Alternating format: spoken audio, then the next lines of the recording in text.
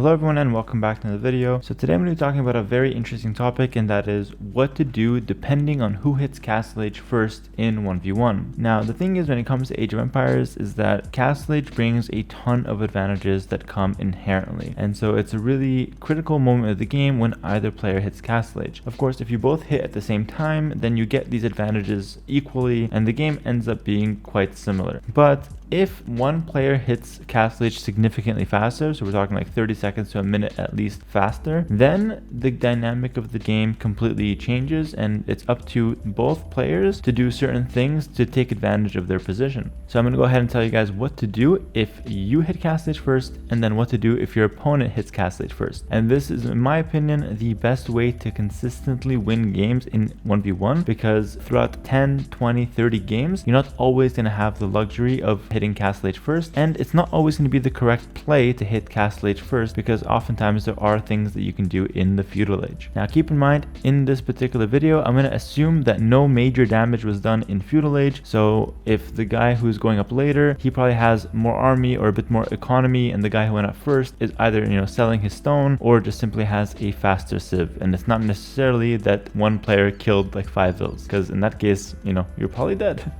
But anyway, let's go ahead and focus on the topic at hand.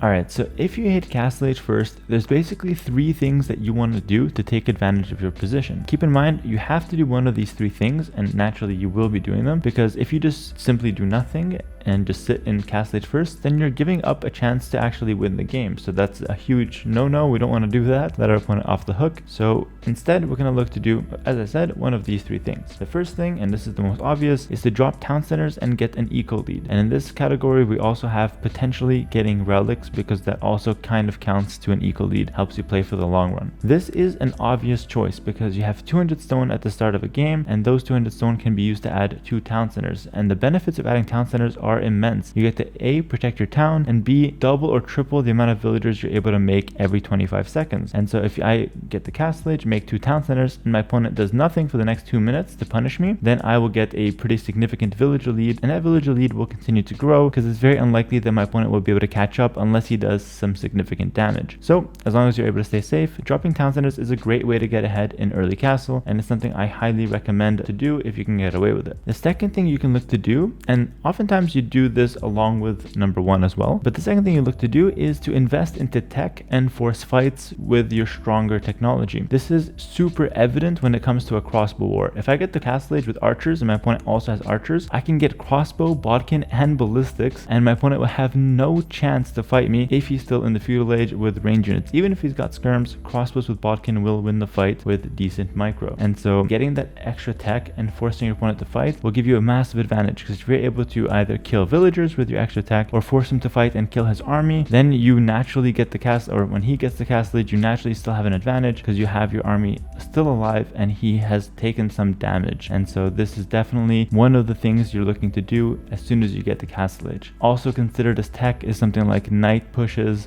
getting the +2 armor, and getting knights on the field, knights being a completely new unit in the Castle Age. This is another way to force fights and just get a huge advantage from early castle. And the third thing you can do if you get faster castle is to launch a push. Usually this is done with a forward siege workshop or with a lot of army, so a combination of like crossbows and knights are great at taking out buildings. You can also go for like long swords that come out pretty strong. You can take out buildings like that, or you can just go siege workshop forward, and then with crossbow, knight, or whatever army you have, start pushing his buildings with your siege. Siege is very hard to answer when the enemy is in Feudal Age, and so this is a great way to take advantage of your faster Castle Age time. He's still going to be feudal for a couple minutes, and so he's going to have to find an answer to your siege or give up some of his position or some of his buildings. Alright, so that's the easy part when we get the Castle Age first. Now let's talk about what to do if the enemy hits first. Now, in this position, it actually depends on what your opponent does. So I just listed the 3 things that we want to do, and now I'm going to go ahead and list the 3 things that we do depending on what our enemy who hit Castle Age first chooses. So if they do 1, which is to drop town centers and get an eco lead or try to snag relics, this is where we push with heavy army. Remember that being up later, assuming no one took any heavy damage, it means you have more resources or more villagers that we're collecting on the way up. up. And so you're going to have a big bank of resources available to you, and we're going to use that big bank of resources to mass a lot of army. So if he invests into his economy, we then invest even more into our military to try to punish him in that 2 to 4 minute window where he's going to be very vulnerable since he dropped those town centers. So this is where we then go for a push, and we are the ones that are looking to take the map and looking to take an advantage with our military. If we try to add town centers after our opponent already drops his town centers, we're behind naturally and we're not going to be able to catch up very easily, if at all. Then if they do number 2, which is to invest into their tech and force fights or try to force fights with you, what you have to do then as the guy who hits Castle Age later is to try to buy yourself some time with either some walls, and I recommend house walls to keep the crossbows out because palisades go down quite quickly, but houses are really strong. So having some house walls are a good idea. Or you can invest into a couple towers, so naturally you can make just one because you start with 200 stone. But if you start mining a little bit of stone, you could get a couple more towers to help you defend against crossbow. If the enemies are knights, maybe some walls, maybe a few spears, or just archers behind the wall. These are all good tricks that you can use to buy yourself some time, because we need to stall until we get the technology. And if we fight like a minute before we get our tech, then we're just going to throw away all our army and take a bad trade, and then we're just going to get the Castle Age and we have access to the tech, but we have no army, so it was pretty much worthless. And then, you know, if we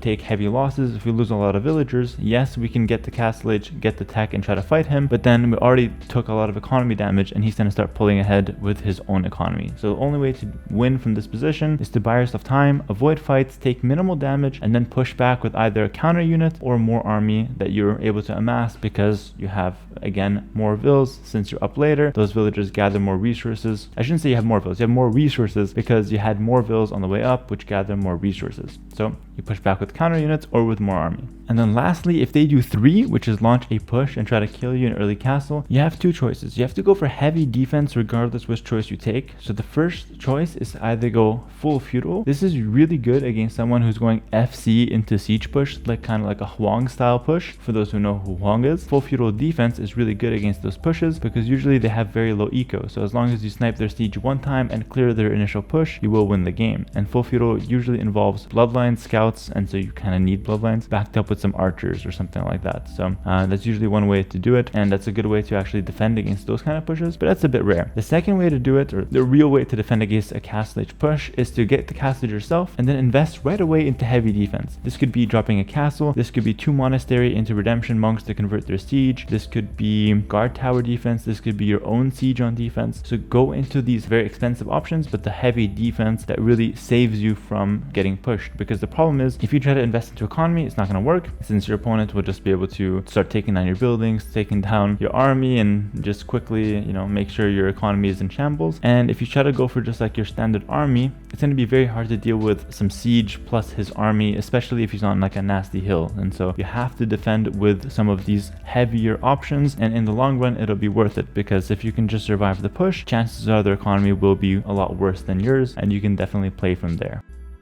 Alright, that's going to do it for this video. Let me know if you guys enjoyed it. I think it's a really important topic, so I'm happy I was able to cover it. And if you have any more questions regarding this topic, let me know in the comments below, and I'll be happy to answer the questions. Thank you so much, and I'll catch you guys in the next video. Bye bye.